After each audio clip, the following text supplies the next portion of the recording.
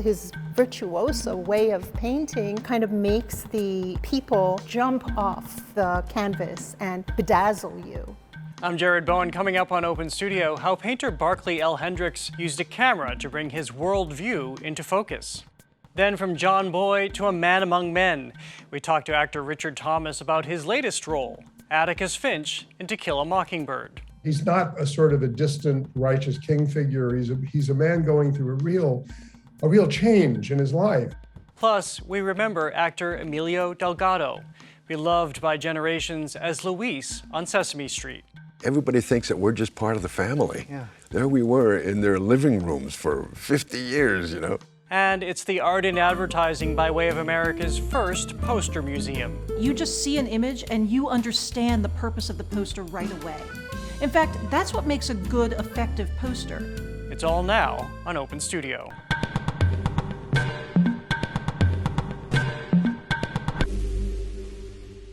First up, painter Barkley L. Hendricks. He was a wanderer, traveling the world, capturing the people who captivated him. Now a Rose Art Museum exhibition explores how much that work relied on a tool he called his Mechanical Sketchbook.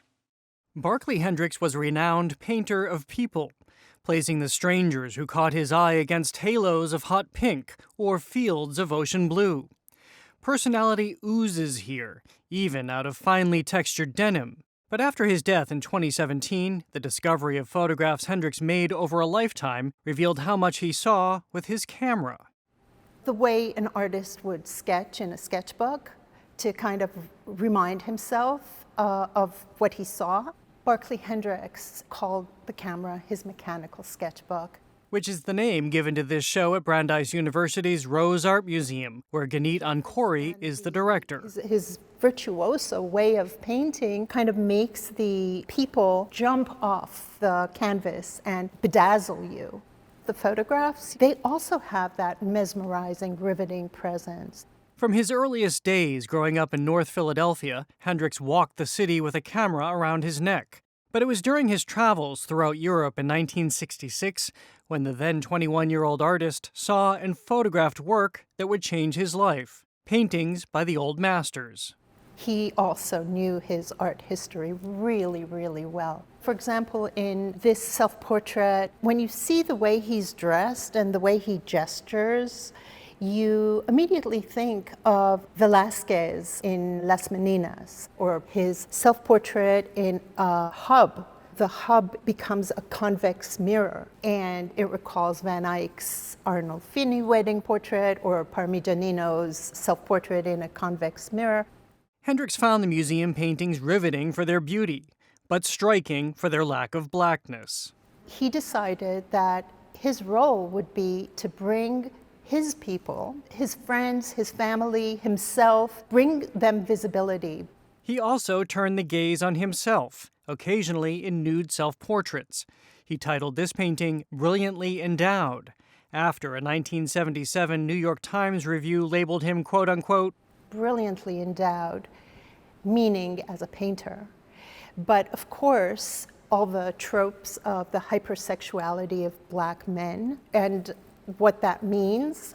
So you see him playing with visibility, hypervisibility, and invisibility in these various ways that I think in a post-2020 US is very important for us to think about how Black and brown people come into view. Elian Janine Hill, the show's co-curator, is talking about this photograph, in which Hendricks proudly wears the banner of Superman just as he disappears behind sunglasses, and all while nude from the waist down.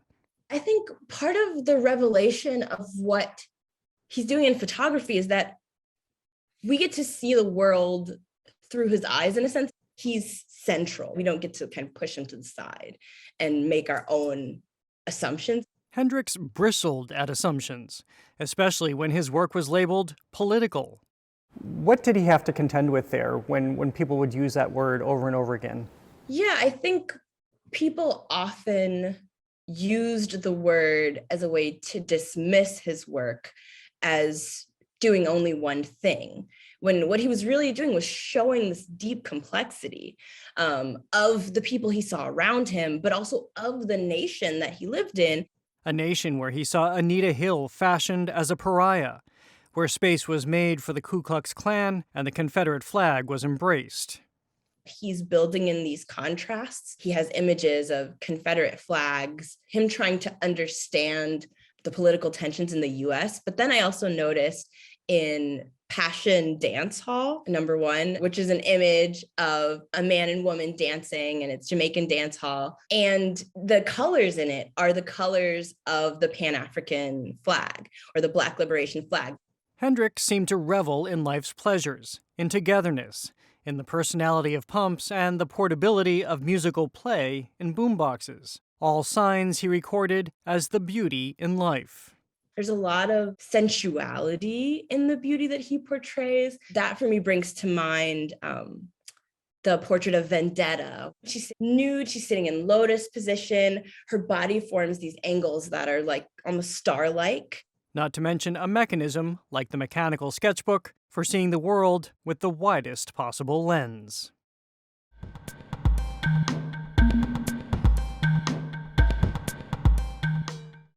Next, actor Richard Thomas has had countless lives on stage and screen. Audiences first came to know him as John Boy Walton. But his skillful actor's journey has led him to playing all manner of man. In his latest stage role, he takes on a lion of literature, playing Atticus Finch in Harper Lee's To Kill a Mockingbird. The show is presented by Broadway in Boston. Richard Thomas, thank you so much for being with us. It's my pleasure. Thanks for having me. So this is, of course, a story that America just loves, and already theater audiences love it. I know it's, if not the highest grossing play in Broadway history. What's the affection that you bring to this piece? Well, like so many other Americans, I mean, I read the book in school and was deeply moved by it. You know, when you read it in middle school or in early high school, right in that time of life when you're starting to build a social conscience, you know, and you're sort of learning about being a citizen, about all those things, one sense of outrage and empathy is really heightened, you know, in young people. And so I'm just thrilled I'm going to be able to do it. But I will say, in terms of attachment to the material, in order to prepare, I read it again, and I hadn't read it in many years. And anybody who hasn't read that book since they were a kid, read it again, because there is so much for a more, I hate to use the word mature, but an older sensibility to read in rereading that, in reading that material. Yeah, I mean, it's part of the zeitgeist, and I'm thrilled to be a part of it.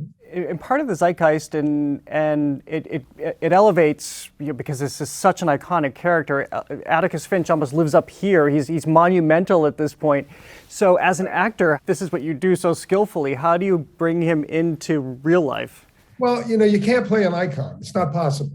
You know, the icons go up on the wall. You can't play it. You can only play a person. And so for me, the journey has been to find the man, just the guy, the person, and the points at which I can connect with him, and where Atticus and I have a mutual affinity. He's not a sort of a distant righteous king figure. He's a man going through a real change in his life. Just as the kids are losing their sense of idealism about the world and some of their innocence about the world, he is also learning about the realities of the world that he's lived in and how they come up against his own ideals. So there was a bit of interesting casting news that we learned recently, that Mary Badham, who played Scout in the film, is in this production with you. Is there a level of surrealness to that? It is a genius stroke of casting, pure and simple. I mean, the great thing about having Mary in the production is that she's like carrying the torch. She's playing Mrs. Dubose. I know that Mary was concerned when she read. She asked some of her friends, especially her African American friends. She says, "They're asking me to play Mrs. Dubose, who is this really mean, racist woman." And they said, "No, you got to do it. You got to do it, Mary." And she's absolutely great. Everyone's going to love seeing her in it. And she's committed her life to social justice. She's an extraordinary woman. I've been wondering about when you started on the stage with your parents who are dancers. Have you come to understand what the place of performance is in your life? You know, I was raised, home life was the ballet, the world of the ballet, because my parents were ballet dancers and then teachers. And I grew up backstage, literally as a child on tours and everything when I was a child, it was with the Balanchine Company. So the theater was my home. And then I just started acting before I was old enough to start studying dance. And by the time I was old enough to start studying dance, I was already working. I was lucky enough to have a sort of fledgling career. What's also struck me is what happened in your career after the Waltons. And Right. you did something that a lot of people struggle with, that they get typecast. What was that journey after that role and to define yourself, perhaps redefine yourself as an actor? Well, that's a great question. And I think it applies to any actor who's been lucky enough to have a success in a particular piece of material, even features or, there is a tendency, get him, he's good at that. And there's a period of time after you've had a big success, I think especially with a television series, because you come into people's homes over a period of years. And if you're lucky enough to have had a successful show. And so I had to understand, and I was young, when I left the show, I was 25, turning 26. I remember, you're ready to go, you're ready to change, you're ready to move on, but you've got to give people some time to catch up with this idea that you have a range. And it helped that I had been acting for a long time before I got the show, so I didn't feel like, oh my God, my whole career was in that piece of material, although obviously it was the most important thing that had happened to date. Well, the other thing I've seen is so many actors are at pains to be so removed from that piece, to the fact that I think some of them dislike it. They dislike the mentions, but that's not you. You embrace that story, that character still. Oh, I love that show. But actually, at first you can get annoyed, and even if you love the show, when you're off the show, it's like, okay, is it going to be like John Boyd dead at 90? And yes, it is. It is going to be that. And you have to kind of, eventually, there's acceptance that this is the way it's going to be. But because I loved the show so much, and because I thought it was such a good show, you get over your impatience, and eventually you just love it and are so happy when people still remember. I want to ask you about another role for a couple of different reasons now, but Agent Gadd. First of all, we at GBH are epic fans of The Americans. What a great show. You were told that there was this part created and he was not to be like any other, common sense depiction that we have had over the years of FBI agents. So how did you find your way into making him such a compelling character? Well, thank you. I loved Agent Gadd, and I loved that show. She's going to be in a lot of meetings, hear a lot of things. Look, if by some wild chance there is something here, we need to know. The thing that I loved about the way they wrote Frank Gadd was that there was something strangely opaque and mysterious about him.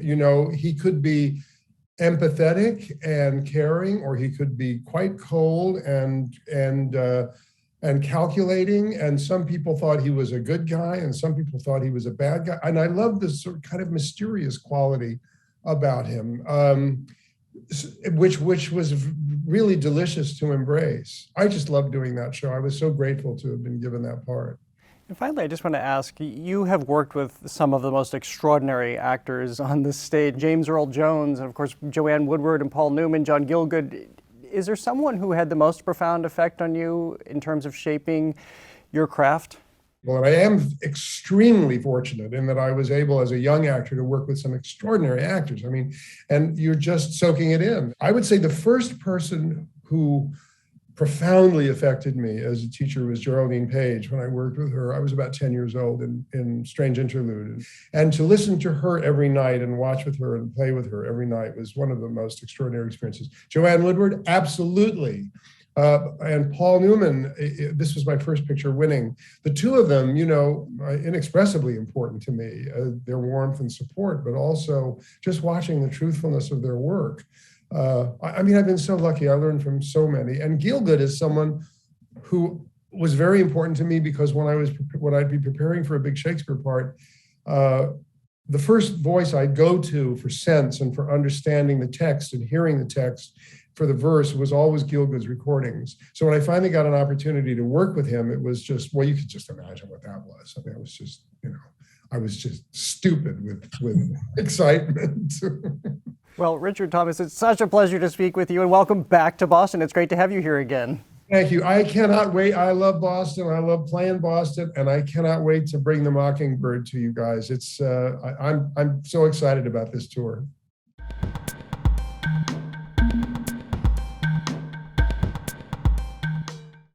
It's music to our ears. The Arlington Jazz Festival tops our list of events happening in arts this week. Tuesday, find out how found objects become artistic subjects. Photographer Stephen Albert's exhibition Silent Scenes is the subject of a virtual talk at the Griffin Museum of Photography. The next generation of figurative painters has arrived at the ICA. A Place for Me celebrates community and the self. See it Wednesday. Thursday is the first day of the 11th annual Arlington Jazz Festival, featuring a performance by the internationally touring Jesse Williams Group with local vocalist Cassandra McKinley. Christmas Eve festivities go comedically askew in Straight White Men. The Hovey Players brings this story of identity and privilege to the stage on Friday. Saturday at the Harvard Art Museums, see how history was shaped by textiles. The show Social Fabrics unravels how woven fabrics thread their way into the story of society, with works from the 9th through 12th centuries. L-O-V-E, man. You know, that says love, and that's a good word, right? For those of us who grew up on Sesame Street, Emilio Delgado was a neighbor and a friend, even if we didn't actually know him. His character, Luis, was a fixture on the street for 44 years. He died last month at age 81, and we remember him now with a conversation he and I had in 2019. Emilio Delgado, thank you so much for being here. My pleasure. How open were people to you when you first began auditions and you began making your way into acting? I was going around banging on doors, auditioning and everything, but it was very difficult because at that time it was considerably different in terms of the representation of Chicanos, Mexican Americans, Latinos. It just wasn't apparent, you know. There were no jobs. So what did it mean then when you got the job on Sesame Street? Well, it changed everything for me. But I was very proud of the fact that that whole time before I got that job on Sesame Street, I had been very much involved in trying to change that for Latinos. I was part of several groups in Los Angeles of Latinos and Latinas that we were trying to make people see that we were human beings, that look, we were bankers and we were teachers and we were professional people also. We weren't just gang members or maids or prostitutes. Here I wasn't on a national television show and knowing that the part of Luis was a regular person in the community. He had his own business, you know. Of course, later on he got married, he had a family, and it was representing a Latino and Latinas as regular people. To love her and care for her always. I do. Because you joined the show 2 years in. Was it apparent immediately what kind of hold this was having over kids, myself included? Oh. The little Jared in here is screaming that I'm talking to you right now. I'll be fully transparent.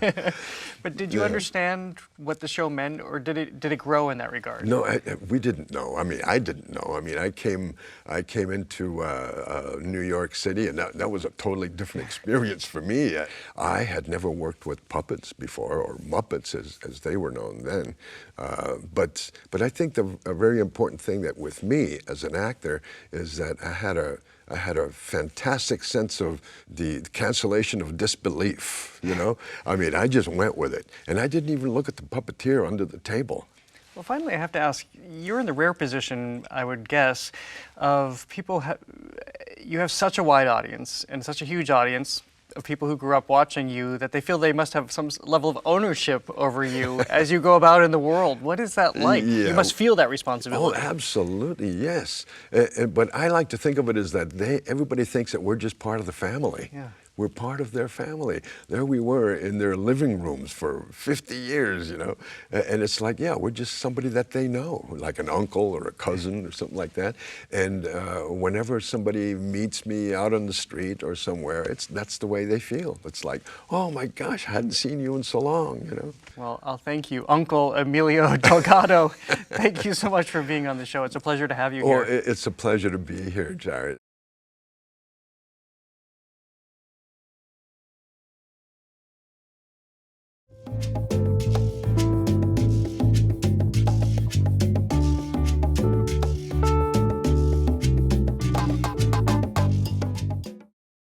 Finally now, it's the sign of many times. We're off to New York City, to the home of Poster House, the nation's first museum dedicated to the art and history of posters. Hi, I'm Angelina Lippert, the Chief Curator of Poster House, the first museum in the United States dedicated to the art and history of the poster. A poster is a public-facing notice meant to persuade that marries word and image.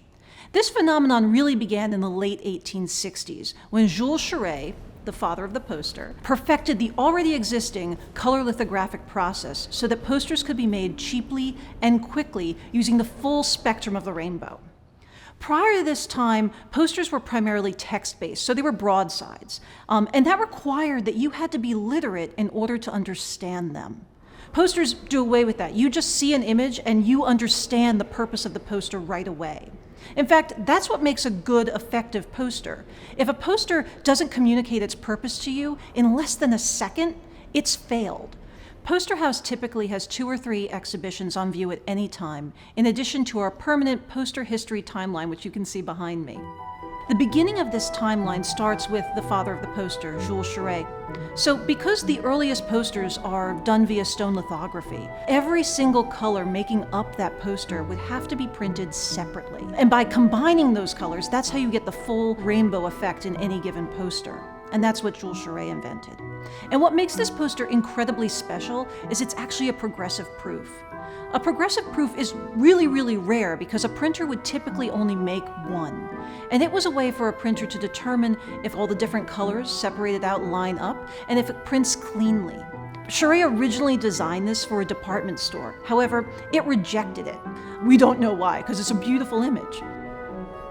The next stop on the poster history timeline focuses on Leonetto Capiello, the father of modern advertising. One of the things you'll notice in this poster is that the background is a flat, saturated black. He was the first poster designer to really offset a central image with a sharp, flat, saturated background. He puts a woman in a green dress on a red horse.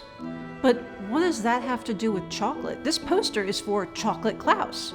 And that was the entire point. This is the first time we see a mascot born in advertising. In fact, people were so captivated by this beautiful image that they would go to their local store and instead of asking for the chocolate by name, they would instead say, can you give me the lady on the red horse? And that's how that brand became memorable and known throughout Paris. The next up on our timeline is Marcello Nizzoli's poster for Campari. Campari has one of the richest histories in posters. They've created literally hundreds of posters. All are standout. This is very interesting because it's Italian Art Deco. Italian Art Deco in advertising combined a lot of different styles. So you'll get elements of futurism, of cubism, and also the Italians love to play with shadow and really deep, rich colors in their posters. So you'll get a lot of that in this design. This is one of my favorite posters in the collection. It's by the Stenberg brothers. It's for the film The Last Flight. Poster design in Russia at this time under Lenin was a hotbed of creativity. These designers rarely saw imported films before creating the posters for them. They would just get the title or maybe a film still, very minimal information. I also often have to tell people that this is not photomontage. The ability to insert a large photograph into posters was not really available at this time. Instead, what the Stenbergs would do is project a film still onto the wall of their studio and then trace over that figure. And also, this style of art would be made completely illegal under Stalin, so it's a really short, beautiful, and important period in poster history. After that, we look at the mid-century posters of Switzerland and the international typographic style. These posters are amazing because you get an array of printing techniques all in one poster. After that, we focus on psychedelic posters, where we have 9 amazing examples of the most important psychedelic poster artists from 1966 to 1970, an incredibly short, explosive period in poster design. All these posters advertise the main venues for psychedelic music at that time, so the Fillmore, the Winterland, the Avalon, as well as a ton of bands that you will absolutely know, like Big Brother and the Holding Company. After that, we focus on Paula Scher and her remarkable contributions to the public theater in what is now almost 30 years of advertising for one single institution. She helped redefine how theatrical advertising was done in New York, making it as vibrant and explosive as the theater itself. For the letterpress process, we focus on Amos Paul Kennedy Jr., a favorite designer of mine. He combines a layering technique that makes his posters completely unique. He's a contemporary letterpress printer working in Detroit, which means he's making his living making posters today, which is amazing. Poster House is still collecting important posters made today. We actively collect posters from all around the world, from all major and minor ad agencies. So please stop by and see them.